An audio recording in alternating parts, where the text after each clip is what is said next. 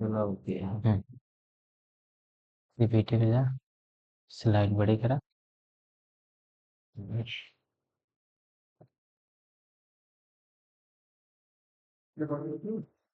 Hello बच्चों, स्वागत है आपका हमारे channel study with Anish sir. बच्चों, आज हम आपके चैप्टर नंबर 2 बहुपद पॉलिनोमियल क्लास 10th के लिए लेके आ गए हैं वन शॉट के अंदर क्या करेंगे, सारी चीजें हम रिवीजन करेंगे। ठीक है, वन शॉट में हम सारी चीजों को क्या करेंगे, रिवीजन करेंगे, जिसमें हमारा बहुपद होने वाला है यानी पॉलिनोमियल्स। चैप्टर नंबर 1 यानी वास्तविक संख्या के हमने सारे जो वीडियो है मतलब वन शॉट है उसको हमने क्या कर लिया है, पढ़ लिया है। उसको अगर वीडियो आपने नहीं देखा तो आप हमारे यूट्यूब चैनल पे जाइए, वहां पे देखिए। ठीक है, तो चलिए आगे बढ़ते हैं। उससे पहले आपको ध्यान रखना कि आप हमारे यूट्यूब चैनल को क्या करेंगे, सब्सक्राइब करेंगे, वीडियो को लाइक कर दीजिएगा और अपने दोस्तों के पास भी शेयर कर दीजिएगा, क्योंकि बोर्ड के एग्जाम बहुत ज़्यादा दिन नहीं बचे हैं। यहाँ पे हम इसमें बहुपद के पॉलिनोमियल्स के हम वन शॉट के अंदर यानी जितनी ज़्यादा थ्योरी हो सकती है, जितनी भी हमारे पास थ्योरी होगी, सभी थ्योरी को क्या करेंगे, पढ़ेंगे और उससे रिलेटेड कुछ एग्जाम्पल्स वगैरह भी सॉल्व करेंगे। ठीक है, तो चलिए नेक्स्ट स्लाइड पे चलते हैं हम। अगली स्लाइड। अगली स्लाइड है बहुपद। देखो, सबसे इंपॉर्टेंट बात बहुपद है क्या, पॉलिनोमियल्स। तो उससे पहले समझने के पहले यहाँ से देखिए आप, हमारे पास एक होता है टर्म चर, जिसे हम क्या बोलते हैं, वेरिएबल। ठीक है, क्या बोलेंगे, वेरिएबल। वेरिएबल्स कौन कौन से होते हैं, जैसे हमारे पास ए बी सी ऐसे एक्स वाई और जेड, ये सभी टर्म्स क्या हैं, वेरिएबल्स हैं, जिनके मान बार बार बदल सकते हैं। और एक होता है आपका कांस्टेंट। ठीक है, कांस्टेंट को क्या बोलते हैं, अचर बोलते हैं। जितने हमारे पास नंबर होते हैं, 1 हो गया, 2 हो गया, माइनस का 1 हो गया, माइनस का 2 हो गया, √3 हो गया, रूट का 5 हो गया, 3/5 हुआ, 0.4 हुआ, 6 हुआ, 7 हुआ, ये सभी क्या है, ईटीसी। सभी नंबर्स हमारे पास कांस्टेंट, मतलब जितनी भी वास्तविक संख्याएं होती हैं, सभी संख्याएं हमारे लिए क्या होंगे, कांस्टेंट अचर टर्म्स के रूप में आएंगे। ठीक है, अब करते क्या है, ध्यान सुनिएगा। इसमें हम चर और अचर को मिलाकर के कुछ समीकरण लिखते हैं। जैसे हमने लिखा x+5 y बराबर में 3, ऐसे लिखा हमने x² प्लस का 3x माइनस का 2। ठीक है, और ऐसे कई सारे एग्जाम्पल्स लिख सकते हैं। और ये हमारा क्या होगा, यही कहलाएगा बीजगणितीय व्यंजक। क्या कहलाएगा, बीजगणितीय व्यंजक।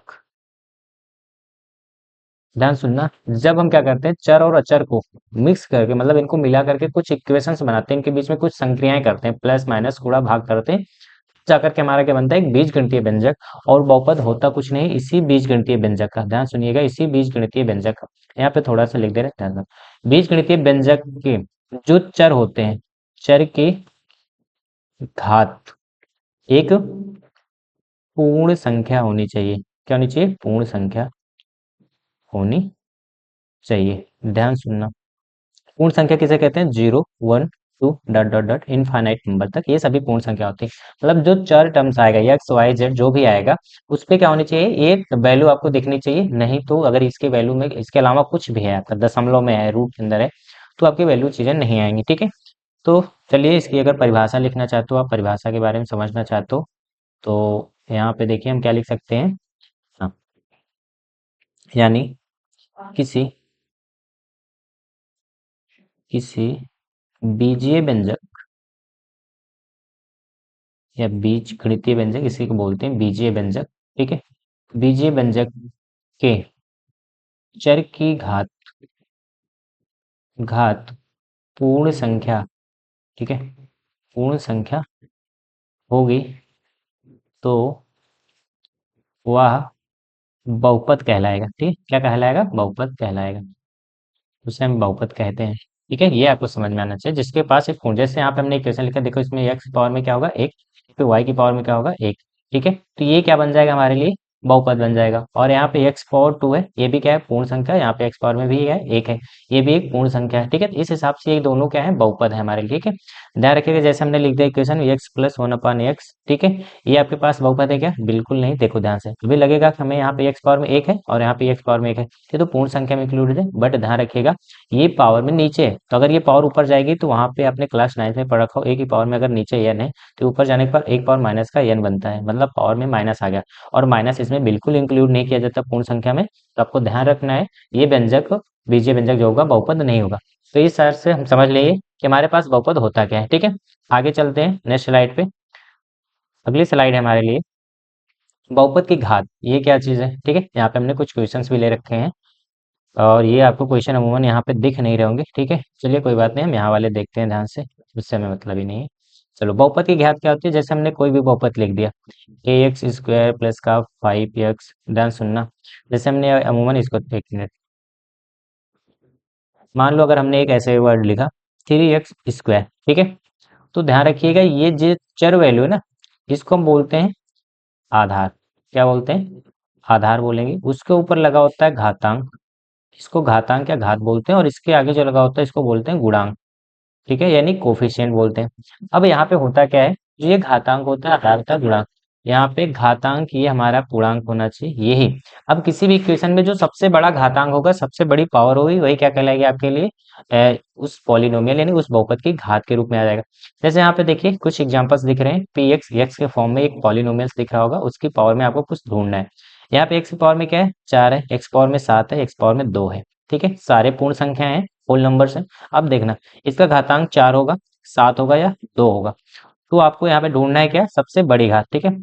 तो सबसे बड़ी घात आप ढूंढोगे तो क्या आएगा? 7 आएगा। इसकी सबसे बड़ी घात क्या आएगी? 7। यानी इसके लिए क्या होगी? इसमें घात हो जाएगी 7। उसी हिसाब से यहाँ पे ढूंढोगे, y है, इसकी पावर 1 है, यहाँ पे x है, इसकी भी पावर क्या है? 1। तो यहाँ पे घात की वैल्यू क्या हो जाएगी? 1 हो जाएगी। उसी हिसाब से यहाँ से देखोगे, अभी 10 है, इसमें कोई चर वैल्यू इंक्लूडेड है क्या? नहीं इंक्लूडेड, ठीक है, इसमें है ही नहीं। अभी यहाँ पे x दिख रहा है, पर इसके पावर में क्या दिख रहा है? 0। तो यहाँ पे इसकी घात क्या है? 0, ठीक है, क्या है? 0, यानी एक शून्य बहुपद होगा। इस हिसाब से हम क्या कर सकते हैं? घात की वैल्यू पता कर सकते हैं। चलिए आगे चलते हैं नेक्स्ट स्लाइड पे। अगली स्लाइड है हमारी, ठीक है, बहुपद के प्रकार। देखो, बहुपद के प्रकार की बात करें तो इसको हम दो तरीके से बांटते हैं, ठीक है। इसको दो अलग अलग तरीकों से बांटते हैं। पहला क्या होता है आपका? पदों के आधार पर, ये होता है पदों के आधार पर। और दूसरा होता है घातों के आधार पर, यानी इनके घात के ऊपर डिपेंड होता है, और दूसरा इनके टर्म्स के ऊपर डिपेंड होता है, कितने टर्म्स या कितने पद रखे गए। पदों के आधार पर ये तीन प्रकार के होते हैं बेसिकली, ठीक है। आपके बुक में तीन या चार प्रकार के हो सकते हैं, तो ध्यान रखिएगा। बेसिकली तीन ही पढ़ने हैं हमें। यहाँ पे होता है एक पदीय, ठीक है, बहुपद। दूसरा होता है आपका द्विपदीय बहुपद। और तीसरा आपका होता है त्रिपदीय बहुपद। कभी कभी क्या करते हैं, एक और आपको एक्स्ट्रा दे देंगे, शून्य बहुपद। शून्य बहुपद मतलब जिसमें आपका कोई चर वैल्यू ना इंक्लूडेड हो, एक कांस्टेंट नंबर हो, ठीक है। यहाँ पे शून्य बहुपद के रूप में दे देते हैं। हमें सबसे ज्यादा इंपॉर्टेंट ध्यान रखना है ये, क्योंकि हमें इसके ऊपर ही इंपॉर्टेंट है चीजें। घातों के आधार पर, घातों के आधार पर हम तीन प्रकार में बांटते हैं, ठीक है। पहला क्या होता है आपका? एक होता है रैखिक समीकरण, ठीक है, रैखिक बहुपद। दूसरा होता है आपके लिए दो घात बहुपद, दो घात बहुपद पढ़ते हैं। और तीसरा आपके लिए होता है सिंपल सा त्रिघात बहुपद, ठीक है। और सबसे ज्यादा इंपॉर्टेंट आपके लिए यही तीनों है, ठीक है। ये एक चैप्टर है, चैप्टर नंबर 3, इसी के अंदर इंक्लूड होता है रैखिक बहुपद में कई सारे रैखिक समीकरण बनेंगे, वो दो वहां पे पढ़ेंगे। चौथा चैप्टर आपका इस पे आएगा, दो घात बहुपद, ठीक है, इसके बारे में डिटेल से पढ़ेंगे। तो चलिए पहले इनके आधार पर हम थोड़ा डिटेल से आगे समझ लेते हैं। तो चलते हैं नेक्स्ट स्लाइड पे। पहले नेक्स्ट स्लाइड पे आपका बहुपद के प्रकार में अभी हम यहाँ पे डिस्कस करने वाले हैं किसको? आ, पदों के आधार पे, ठीक है। तो पदों के आधार पे बात करेंगे।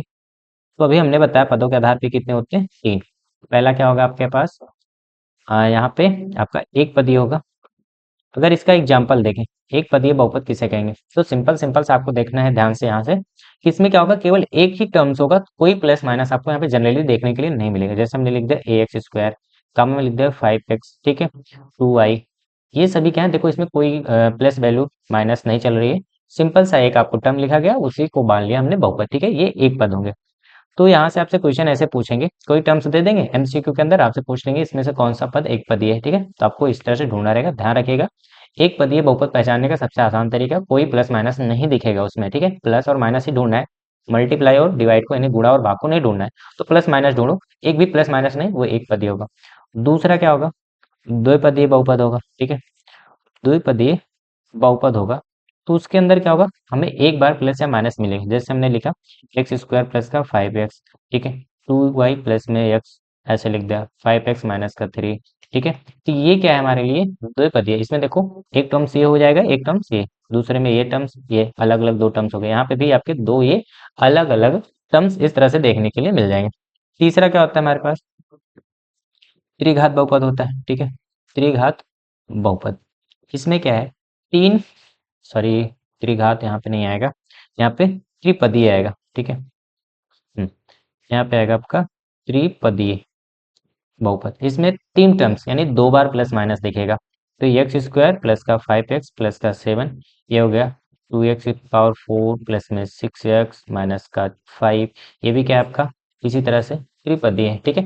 आपको बेसिकली यहाँ पे पहचानने के लिए देंगे, जैसे आपको एग्जाम्पल यहाँ पे दें, अगर आपको एमसीक्यू में देना होगा, ठीक है, एमसीक्यू में आपको ऐसे दे देंगे, एक मिनट, हाँ, देखो यहाँ पे दे देंगे कि निम्नलिखित में से कौन सा एक पदीय बहुपद है, ठीक है, एक पदीय बहुपद है। कुछ एग्जांपल्स ऐसे आपको एक दे देंगे, ये आपका हो जाएगा एक्स स्क्वायर प्लस का 5x, ऑप्शन नंबर बी हो जाएगा एक्स स्क्वायर प्लस का 3x, ऑप्शन नंबर सी हो जाएगा वाई प्लस का 5, ऑप्शन नंबर डी हो जाएगा 3x स्क्वायर, ठीक है, ये हो गया आपके पास। तो देखो इसमें मोन एक टर्म्स हमें दिख रहा है, दो टर्म्स इसमें भी दिख रहा है, ठीक है।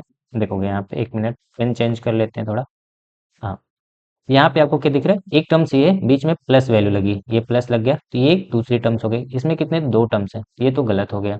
इसमें भी एक और दो टर्म्स, ये भी गलत हो गया, इसमें भी एक और दो टर्म्स, ये भी गलत हो गया। बच्चा ये इसमें किसी भी प्लस माइनस होने के, यानी ऑप्शन नंबर डी। इस तरह से आपके बहुपद के प्रकार में यानी पदों के आधार पर इस तरह से आपसे एमसीक्यू पूछ सकते हैं, तो आपको ध्यान रखना है कि पहचानते कैसे हैं, ठीक है। आई होप समझ में आया होगा। तो चलिए आगे बढ़ते हैं। और एक बात, अगर आपको वीडियो अच्छी लग रही हो, समझ में सारी चीजें आ रही है, तो आपको क्या करना है, चैनल को सब्सक्राइब करना है, वीडियो को लाइक करना है, और उससे सबसे महत्वपूर्ण कार्य आपको इस वीडियो को अपने दोस्तों के पास भी भेजिए, ठीक है, शेयर करिए, उनको भी सिलेबस जो है कवर हो जाए, क्योंकि हम यहाँ पे, ये हमारा दूसरा चैप्टर है मैथ का बहुपद, ठीक है। और इसी तरह से जितने चैप्टर है हमारे मैथ के अंदर, 14 चैप्टर है, सभी का हम वन शॉट के अंदर रिवीजन करने वाले हैं। उसके बाद हम इसके अंदर इंपॉर्टेंट क्वेश्चंस, एमसीक्यू, सारी चीजें सॉल्व करने वाले, मॉडल पेपर भी हल करेंगे, ठीक है। चलिए चलते हैं अपने टॉपिक पे, फिर से बहुपद के प्रकार पढ़ना है, और इस बार हमें बहुपद के प्रकार में क्या पढ़ना है, सॉरी, घातों के आधार पर, ठीक है, घातों के आधार पर।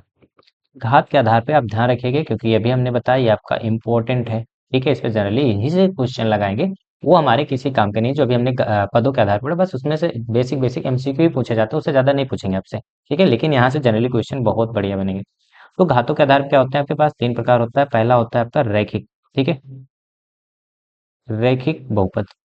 ये क्या होता है, तो ध्यान रखिएगा, इसका स्टैंडर्ड फॉर्म होता है जिसके अंदर मतलब उसकी मैक्सिमम घात एक ही होगी, जैसे हम लिख सकते हैं क्या, ए एक्स, ठीक है, पावर में एक होगा, ऐसे लिख दिया हमने एक्स प्लस वाई प्लस 5, ठीक है, इसकी पावर भी एक, इसकी पावर, मतलब उसके अंदर जितने भी वैल्यू होंगे, या सीधा सीधा लिख सकते हो जिसकी घात, ठीक है, जिसकी घात क्या होनी चाहिए हमारे पास, एक, जिसकी मैक्सिमम या जिसकी घात यानी डिग्री एक हो, उससे को हम बोलते हैं रैखिक बहुपद। दूसरा हमारे पास होता है दो घात बहुपद, दो घात बहुपद, ये आपका और इम्पोर्टेंट है, ठीक है, दो घात बहुपद, इसका स्टैंडर्ड फॉर्म होता है ए एक्स स्क्वायर प्लस का बी एक्स प्लस का c equal to zero, sorry zero मत लगाओ, कोई दिक्कत नहीं, यहाँ पे ए जीरो नहीं होना चाहिए, क्यों नहीं होना चाहिए, ध्यान से देखो, अगर ए जीरो हुआ तो इसके साथ लगे गुणांक किसी भी नंबर को अगर हम जीरो से मल्टीप्लाई करते हैं, तो सारे नंबर्स क्या हो जाते हैं, जीरो, तो जैसे ये टर्म्स जीरो हो, इसकी मैक्सिमम घात क्या हो जाएगी, एक, यानी ये हो जाएगा रैखिक समीकरण। तो ये आपका स्टैंडर्ड फॉर्म है, ए जीरो नहीं होना चाहिए, ठीक है, याद रखिएगा। तीसरा आपके पास क्या है, त्रिघात बहुपद। त्रिघात बहुपद क्या है, देखिए, त्रिघात बहुपद में आपको सिंपल सिंपल से क्या करना है, इसमें तीन घात मिलेगी, यानी इसमें घातों की संख्या क्या होगी, तीन, मैक्सिमम घात होगी आपकी तीन, तो यहाँ पे होगा ए एक्स क्यूब प्लस में बी एक्स स्क्वायर प्लस में सी एक्स प्लस का डी, ये होगा आपका स्टैंडर्ड फॉर्म। यहाँ पे भी हमें as does not equal to zero, मतलब ए जीरो नहीं होना चाहिए, वही पॉसिबिलिटी है, जीरो से मल्टीप्लाई करेंगे पूरा नंबर जीरो, तो यहाँ पे मैक्सिमम घात तीन ना रह करके बजाय दो हो जाएगी, यानी वो दो घात समीकरण बन जाएगा, ठीक है। तो इस हिसाब से पढ़ना हमें इन दोनों पे बेसिक आ रहे हैं, ठीक है, इसके लिए अलग से एक चैप्टर है, चैप्टर नंबर 3, उसके अंदर हम इसको डिटेल से जानेंगे। तो यहाँ तक समझ में आया होगा आई होप। चलिए नेक्स्ट चलते हैं, नेक्स्ट स्लाइड पे। अगली स्लाइड है बहुपद के शून्य। देखो बहुपद के शून्य क्या होता है, इसको समझने से पहले हम समझ लेते हैं थोड़ा बहुपद के मान क्या होता है, ठीक है, बहुपद का मान। जैसे हमने बहुपद के मान के बारे में बताया, अभी हमने एक इक्वेशन लिखा है एक्स प्लस का 5, ठीक है, सॉरी एक मिनट, हाँ, एक्स प्लस का हमने क्या लिख दिया, 5, एक्स प्लस का 5 लिखा। अब यहाँ पे हमें क्या चाहिए, मान। अभी हमने कहा बराबर में हमने रख दिया 3, ठीक है, बराबर में रख दिया 3। अभी इसका मान चाहिए हमें। हमने कहा एक्स बराबर हम 1 रख रहे हैं, अगर एक्स बराबर 1 रख रहे हैं, ठीक है, या फिर इसको ऐसे सॉल्व करते हैं तो एक्स बराबर क्या हो जाएगा, इधर जाने के बाद मूवमेंट कर जाएगा, ठीक है, या फिर 1 मिनट सॉरी, इसको हटाते हैं, ठीक है, इसको हटाते हैं, 1 मिनट। हाँ देखो एक्स प्लस का 5 हमने लिख दिया, ठीक है। अब इसका क्या चाहिए हमें, बहुपद का मान चाहिए। हमने कहा एक्स बराबर 1 रखो, तो एक्स बराबर 1 रखोगे तो ये हो जाएगा आपका 1 प्लस का 5 इक्वल टू 6। बहुपद का मान क्या आ गया, 6 आ गया। इसी तरह से हमने एक्स बराबर आपको 2 रखना है, तो रखोगे तो ये हो जाएगा 2 प्लस का 5 इक्वल टू 7। अब इसी तरह से हमने कहा आप एक्स बराबर -1 रखो, -1 रखोगे -1 प्लस 5 माइनस प्लस माइनस होता है माइनस, सॉरी प्लस का 4, इसकी वैल्यू 4 आ गई। मतलब इस तरह से एक्स की वैल्यू बदलने पर ही वैल्यू बदल जा रही है, ठीक है। लेकिन इसी तरह से अगर किसी भी बहुपद का हम x की वैल्यू रख रहे हैं, ठीक है, तो एक टर्म्स ऐसा आएगा कि ये बहुपद क्या हो जाएगा, 0। जैसे हमने कहा अभी x प्लस का 5 था, हमने कहा x बराबर हमने ले लिया माइनस का 5। जैसे ही x को -5 रखा, -5 प्लस का 5 क्या हो गया, 0। ये हो गया 0, यानी ये पूरा टर्म्स क्या हो गया, 0 हो गया। और यही जो टर्म्स x की ऐसी वैल्यू जो इसको 0 कर दे वही क्या कहलाता है, इसका शून्य कहलाता है, ठीक है।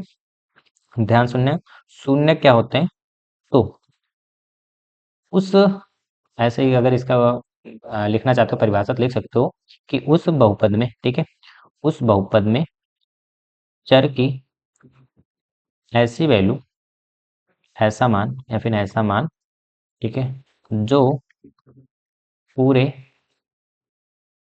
समीकरण को, पूरे समीकरण को 0 यानी शून्य कर दे, 0 कर दे, ठीक है, वही उसका क्या कहलाएगा, शून्य कहलाएगा, ठीक है। मतलब पूरा टर्म्स क्या हो जाए उसका 0 हो जाए, ठीक है।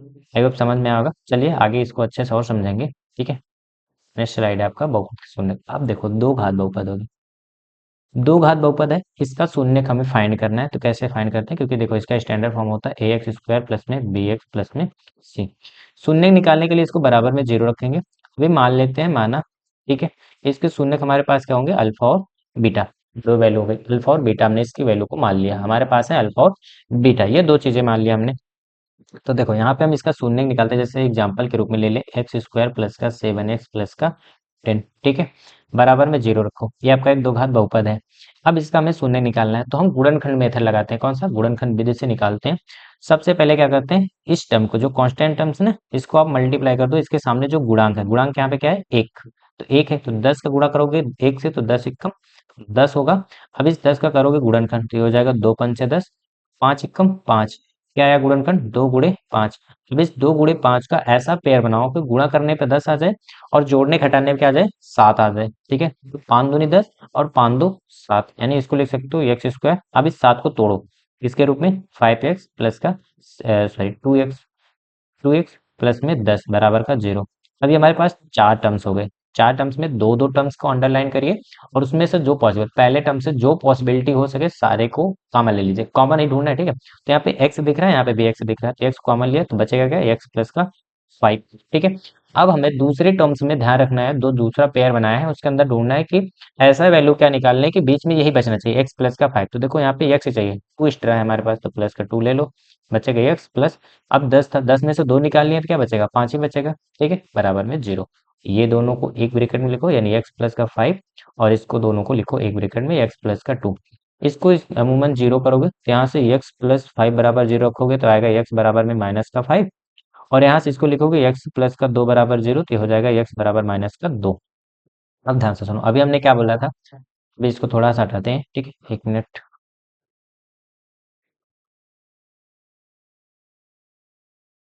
चलिए देखिए यहाँ पे, अभी हमने कहा ये आपकी वैल्यू, अभी ये अल्फा की वैल्यू, अल्फा बराबर माइनस का 5 आ गया, बीटा बराबर क्या आ गया आपका, माइनस का 2, ठीक है। तो यहाँ से हमें क्या करना है, इनके बीच में कुछ संबंध निकालने हैं, ठीक है, ध्यान देना।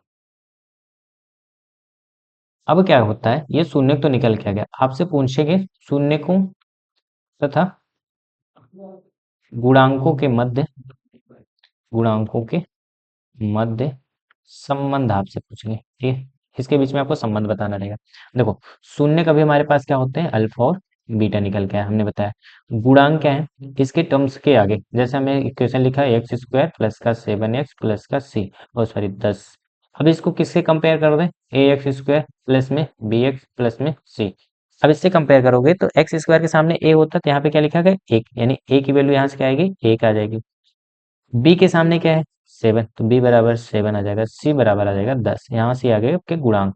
अब इनके बीच में संबंध होता है, ध्यान रखिएगा, अल्फा प्लस बीटा यानी मूलों का योग बराबर होता है माइनस बी अपॉन ए। ये आपका मूल पॉइंट है, नोट रखिएगा।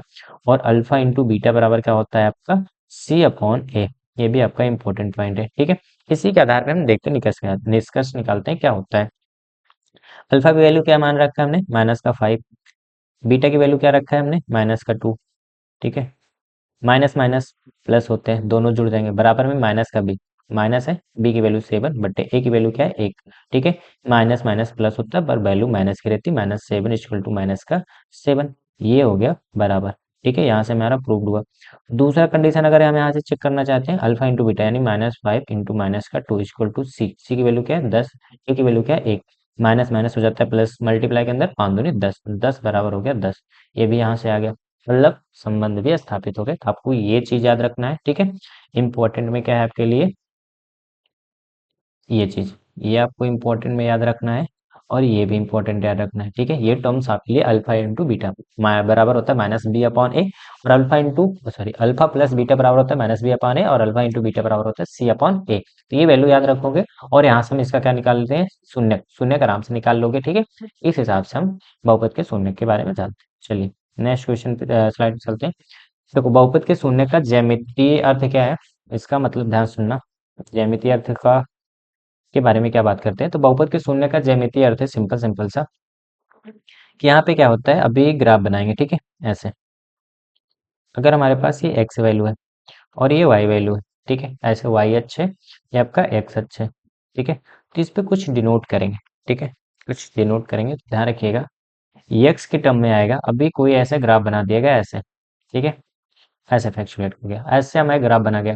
तो ध्यान से देखना, अगर ये ग्राफ ऐसे दो तीन और ग्राफ बना लेते हैं, ध्यान सुनना,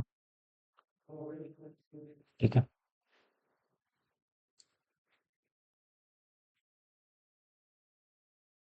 ऐसे बन गया, हाँ।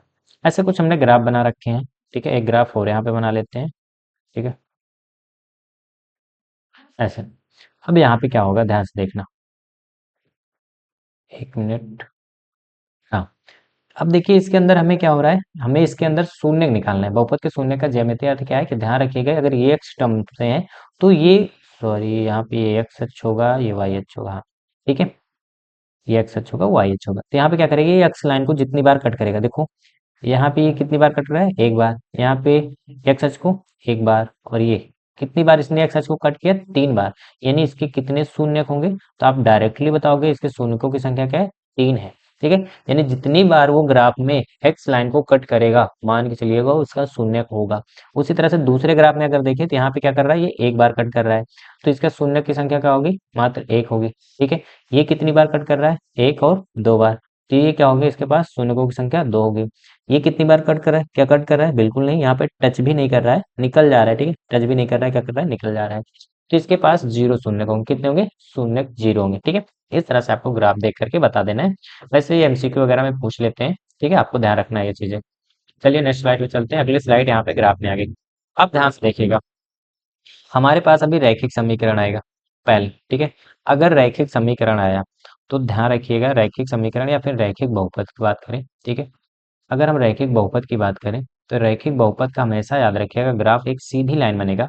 वो लाइन आपकी ऐसे हो सकती है, ठीक है, वो लाइन आपकी ऐसे भी हो सकती है, ऐसे हो सकती है, मतलब कहीं पे भी, लेकिन हमेशा ध्यान रखिएगा जिस साइड में चलेगी वो हमेशा एक सीधी रेखा में चलेगी, सीधा ग्राफ बनाएगी, और वो हमेशा एक लाइन को केवल एक बार ही कट करेगी, कितनी बार केवल एक बार कट करेगी, उसके अलावा नहीं कट करेगी, ठीक है। एक्स लाइन को कितनी बार कट करेगी एक ही बार कट करेगी। तो इस तरह से रैखिक बहुपद का होता है। लेकिन अगर ध्यान रखिएगा यहाँ पे, ठीक है, अगर हम यहाँ पे बात करें कि दो घात समीकरण जैसे हो उसका क्या बहुपद बनेगा, तो ध्यान से देखना, अगर अगर हमारे पास दो घात बहुपद है, दो घात बहुपद में क्या होगा, इसके अंदर तीन कंडीशन बनते हैं, इसको हम डिटेल से आप चैप्टर नंबर 4 में जानेंगे। पर यहाँ पे तीन कंडीशन बनते हैं, ध्यान रखिएगा। ये ऐसे आएगा, या तो बिना टच करे ऐसे निकल जाएगा, और इधर भी ऐसे हो सकता है। दूसरा कंडीशन हो सकता है ये ऐसे आए, एक्स लाइन को दो बार कट कर दे, या तो ये नीचे की साइड से भी काट सकता है, ऊपर की साइड से भी काट सकता है। और दूसरा चीज ऐसे आएगा, मात्र टच करके ही निकल जाएगा, काटेगा नहीं। और यहाँ पे नीचे की साइड में भी यही कंडीशन हो सकती है।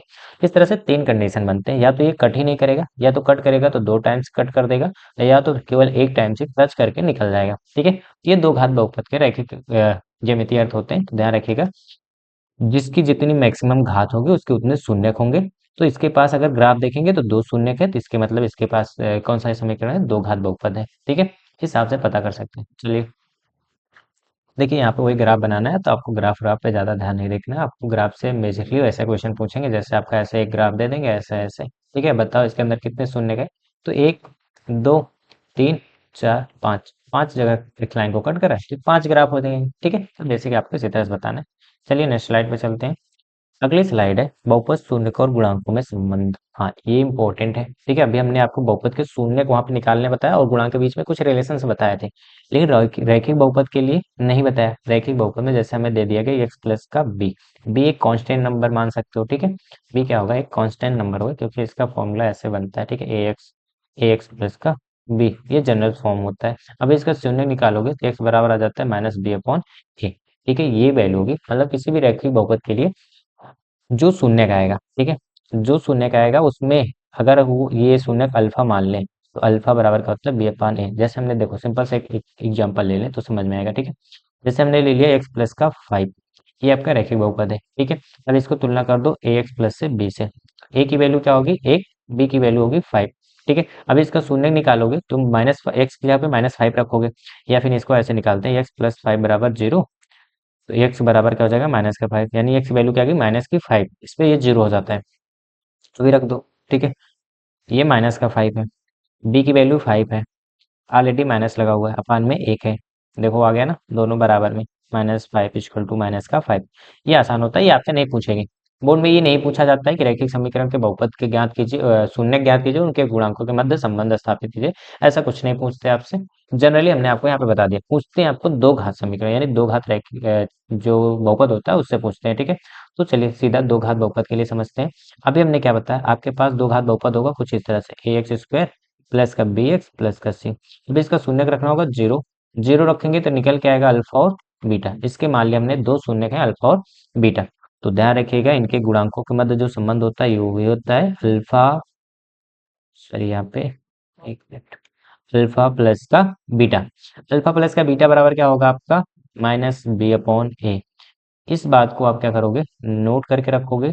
और दूसरा पॉइंट आपको क्या करना है, अल्फा इंटू बीटा बराबर क्या होता है, सी अपान ए। ये भी नोट करके रखोगे आप। ठीक है, तो ये दो चीजें होते हैं कि दो घात बहुपद के लिए उनके जो शून्य होंगे अल्फा और बीटा, उनके बीच और उनके गुणांकों के मध्य, ये जो गुणांक होते हैं इनके मध्य में क्या संबंध होता है, तो अल्फा प्लस बीटा बराबर होता है माइनस बी अपान ए। अल्फा इंटू बीटा बराबर होता है सी अपान ए। आपको इतना याद रखना है। ठीक है, इसी के द्वारा हम सॉल्व कर लेंगे। चलिए नेक्स्ट स्लाइड पे चलते हैं। आपकी नेक्स्ट स्लाइड है, यहाँ पे आ गया। अभी इसी को हमने सॉल्व करा के है। ठीक है, अभी फिर से सॉल्व कर लेते हैं। देखो कह रहे हैं दो घात बहुपद है x square plus 7x plus का 10 के शून्य ज्ञात की करो और शून्य और गुणांकों के मध्य स्थापित करो। याद रखिएगा, ये बोर्ड एग्जाम में ऐसे सेम टू सेम पूछा जाता है। ठीक है, बस आपका बहुपद बदलेगा, बस के लिए बोर्ड एग्जाम में आपसे पूछा गया है इससे कई टर्म्स। ठीक है, तो ये बोर्ड एग्जाम के दृष्टिकोण से बहुत ही इंपॉर्टेंट होना है। सबसे पहले क्या करोगे आप, हल करते वक्त सबसे पहले तो इसके शून्य निकालोगे, यानी x square plus 7x plus का 10 बराबर रखोगे 0। यहाँ पे इनको गुणनखंड करोगे तो हो जाएगा आपका एक्स स्क्वायर प्लस का 5x प्लस का 2x प्लस का 10 इक्वल टू 0। दो टर्म्स आ गए, कॉमन निकालोगे, एक्स एक्स प्लस का 5 बराबर में, सॉरी प्लस में यहाँ पे दो कॉमन लोगे तो दो एक्स प्लस का 5 बराबर में 0। एक्स प्लस 2 एक ब्रैकेट में आ जाएगा, एक्स प्लस 5 एक ब्रैकेट में बराबर का 0। एक्स बराबर हो जाएगा -2 और यहाँ से एक्स बराबर हो जाएगा -5। कहने के लिए यानी अल्फा बराबर -2 आ गया और बीटा बराबर आपका -5 आ गया। ठीक है, दूसरा देखो यहाँ पे, अब क्या करेंगे कि गुणांकों के मध्य संबंध, अभी हमने लिखवाया क्या, अल्फा प्लस बीटा बराबर क्या होता है, माइनस बी अपॉन ए। इसको प्रूव करते हैं, ये पहला संबंध होता है। तो अल्फा की वैल्यू क्या है, -2, बीटा की वैल्यू क्या है, -5 बराबर में माइनस बी, बी की वैल्यू क्या है। अब यहाँ को देखो, इस इक्वेशन को किससे रिलेट करोगे, एक मिनट पेन थोड़ा बदले तो आपको समझ में आएगा। देखो अगर इसको मान लें, ठीक है, ये क्योंकि इसको स्टैंडर्ड फॉर्म में लिखते हैं, तो ए एक्स स्क्वायर प्लस का बी एक्स प्लस का सी। तो ए की वैल्यू के सामने क्या है, एक, यानी ए की वैल्यू क्या है, एक। अब यहाँ पे लिख सकते हैं ए बराबर क्या दिख रहा है हमें, एक। बी बराबर दिख रहा है आपको 7। सी बराबर उसी तरह से दिख रहा है 10। ठीक है, ये चीजें हमें दिख रही हैं आराम से। यहाँ पे ये देखो बी की वैल्यू, ये सी की वैल्यू, इस हिसाब से हम लगाएंगे तो ये हो जाएगा, देखो बी की वैल्यू 7, माइनस ऑलरेडी लगा, माइनस का 7/1। अब यहाँ से देखोगे ये हो जाएगा माइनस का 2, और ये प्लस माइनस माइनस, माइनस का 5 बराबर में माइनस का 7/1। माइनस माइनस होता है प्लस, वैल्यू रहती है माइनस में ही, माइनस का 7 बराबर माइनस का 7। ये हो गया आपका प्रूफ, पहला कंडीशन। दूसरा कंडीशन क्या होता है अल्फा इंटू बीटा बराबर में सी अपॉन ए। अल्फा इंटू बीटा अपॉन में बराबर में सी अपॉन ए होता है। अल्फा क्या है माइनस का 2, बीटा क्या है माइनस का 5, सी क्या है आपके पास 10/1। माइनस माइनस प्लस हो जाता है, 5 दूनी 10, 10 बराबर में 10। ये भी प्रूव हो गया। ठीक है, तो इस तरह से सॉल्व करना है आपको, इनके बीच में संबंध स्थापित कर देना है। ये आपका क्वेश्चन मान के चलिएगा 2 नंबर्स में इस तरह से क्वेश्चन पूछे जाते हैं, या 4 नंबर में भी पूछा जाता है। तो 2 से या 4 नंबर के बीच में ये क्वेश्चन आपका हर हाल में आने ही आने वाला है। ठीक है, चलिए नेक्स्ट स्लाइड पे चलते हैं। नेक्स्ट स्लाइड है त्रिघात बहुपद के लिए उनके शून्यकों और गुणांकों के मध्य संबंध। देखो त्रिघात बहुपद के शून्यक आपको दे रखेंगे।